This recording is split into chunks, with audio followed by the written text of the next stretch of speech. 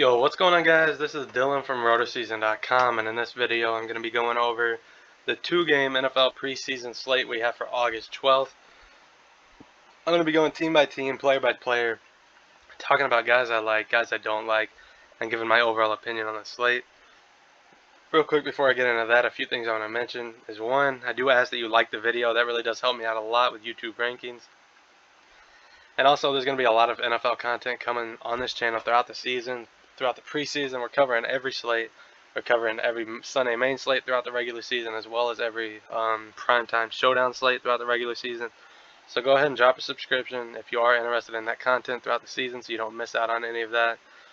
And then I also want to mention Rotoseason Premium if you are interested in more in-depth content to help you out throughout the season. Rotoseason Premium is going to get you access to my core plays cheat sheet every slate, my favorite value plays, tournament plays. There's going to be a bunch more NFL content added before the regular season starts, and it'll also get you access to NBA content when that starts up in October. Premium is currently on sale for 30% off throughout the regular season. You can try it out your first week for just $4.89.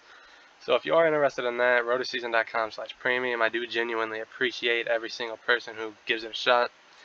And then finally, I want to mention, well, first, follow Rotoseason, support us. But more importantly, NFL beat writers on Twitter. This account is going to be your best friend throughout the preseason. This is one account that follows all of the beat writers in the NFL, and it gives you a one-stop shop for all the news you're going to need for daily fantasy throughout the preseason. It's a great account. If you're playing daily fantasy throughout the preseason, I do highly recommend you follow this account. It's a lifesaver. But getting into the slate, I got 2 to 3 guys at every position that I want to talk about. I got them in my notes, so I'm just going to start at quarterback. And the first guy I want to mention is Taylor Hanecki. Surprisingly, he is expected to play what I see is 2 quarters to 2.5 quarters. And that is a ton of opportunity in the preseason. You rarely see quarterbacks getting that much run in the preseason. So he's right now he's my number 1 quarterback on the slate, just off of opportunity that he's going to get alone. Big fan of Taylor Hanecki in that spot. And then I also want to mention Mac Jones. Mac Jones is expected to get a lot of run as well. Cam Newton's an older guy with injury history. I don't expect him to play more than 2 drives, maybe a quarter, and I think even a quarter is pushing it for Cam Newton in this game. And then also Jarrett Stidham is injured and out for the year, so I expect the rookie Mac Jones to see a lot of opportunity in his first preseason game. So he's probably my number 2 quarterback, maybe number 3 after Haskins. Which, speaking of Haskins, that's what I'm going to talk about next. Dwayne Haskins. Now, in the Hall of Fame game, he didn't come in until the late second quarter. So he was actually supposed to get more playing time than he ended up getting. Mike Tomlin has already came out and said that the plan was for Mason Rudolph to start and get 2 drives, and then Dwayne Haskins was going to come in and play until the late third.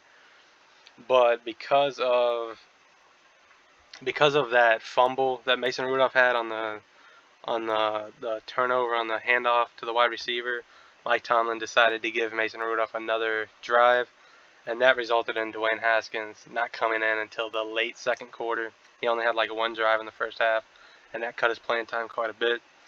But barring any fluky stuff like that happening again, we should see that same plan play out like it's supposed to, because Mike Tomlin has already came out and said the QB rotation is going to be the exact same as it was in the Hall of Fame game.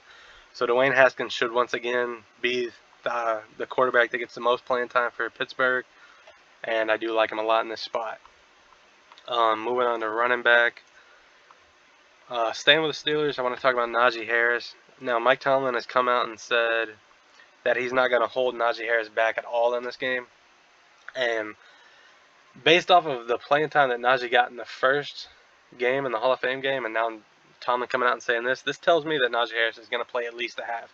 That's just what I think, just because of the way Tomlin said it or worded it. I expect Naji Harris to get a ton of opportunity in this game, because he played quite a bit in the Hall of Fame game. He played more than I think anybody expected him to in the Hall of Fame game. And then Tomlin comes out and doubles down, saying he's not holding Naji Harris back at all in this game. So I just feel like Naji Harris is going to get a lot of opportunity in this game, so I do like him a lot. And I think a lot of people are under projecting the amount of play that Naji Harris is going to get in this game. I think he's going to surprise some people with how much he plays. And then sticking with the Steelers, Jalen Samuels. He should be the back that gets the most opportunity right after Naji Harris.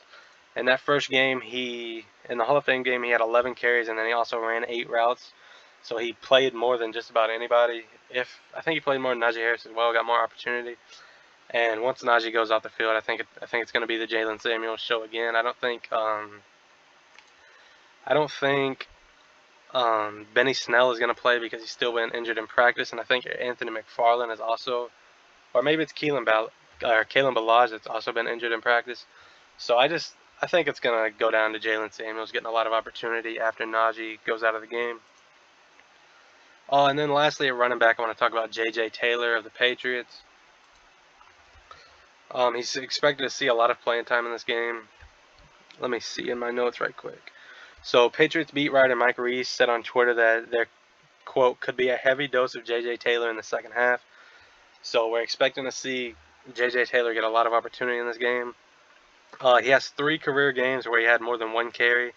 And in those games, he had 28 yards on 4 carries, 43 yards on 11 carries, and 38 yards on 6 carries. So if he gets a lot of opportunity, I think he can do something with it. I do like him a lot at running back. And then moving to wide receiver, Quezo Watkins is the guy I want to talk about first. He's expected to get a lot of opportunity for Philadelphia. And these are all notes from beat writers, guys. That's why I was mentioning NFL beat writers on Twitter. Every note that I'm talking about for these players, these are straight from beat writers. So Quez Watkins is expected to see a lot of run in this game. And then I also want to talk about Anthony Johnson out of Pittsburgh, who's seen a lot of opportunity in the Hall of Fame game. He ran a lot of routes, and he's currently fighting for a roster spot. I do think he's going to see a lot of run again. I still don't expect to see Juju in this game. I don't think Claypool, Deontay Johnson are going to play too much.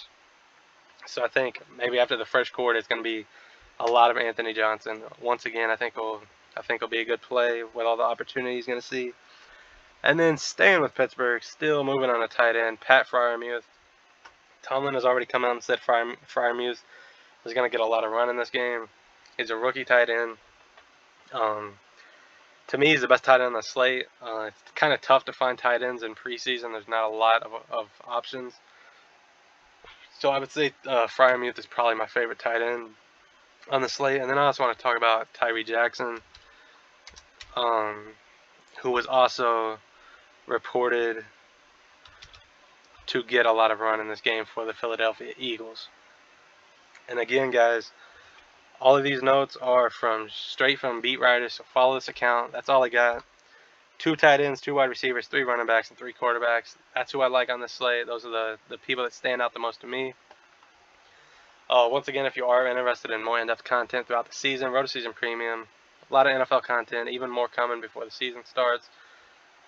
NBA access as well. Try it out for a week, see if you like it. But yeah, guys, good luck on the games this week.